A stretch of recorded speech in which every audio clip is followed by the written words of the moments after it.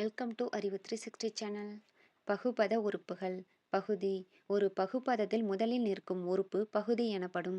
பெரும்பாலும் ஏவல் வினையாக வரும். இதன் வேறு பெயர் முதனிலை. எடுத்துக்காட்டு: வந்தான், சென்றான், படித்தான், கண்டனன். விகுதி. ஒரு பகுபதத்தில் இறுதியில் நிற்கும் உறுப்பு விகுதி எனப்படும். இதன் வேறு பெயர் இறுதிநிலை. விகுதி என்பது திணை, பால், எண், இடம் ஆகியவற்றை காட்டும். எடுத்துக்காட்டு: படித்தான். ஆண் ஆண்பால் வினைமுற்று விகுதி. திணை உயர்திணை. பால் ஆண்பால். எண் ஒருமை. இடம் படர்க்கை. ஆடுவாள். திணை உயர்திணை. பால் பெண்பால். எண் ஒருமை. இடம் படர்க்கை.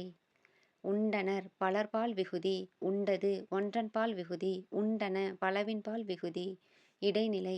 ஒரு பகுபதத்தில் பகுதிக்கும் விகுதிக்கும் இடையில் வருவது இடைநிலை எனப்படும். இது காலம் காட்டும். இறந்த கால இடைநிலைகள்: இத்து, இட்டு, இரு, இன்னு. அடித்தான், உண்டான், வென்றான், பாடினாள். நிகழ்கால இடைநிலை: கிறு, கின்று, ஆ நின்று.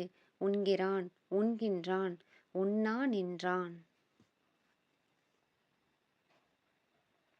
எதிர்கால இடைநிலை: இப்பு, இவ்வு.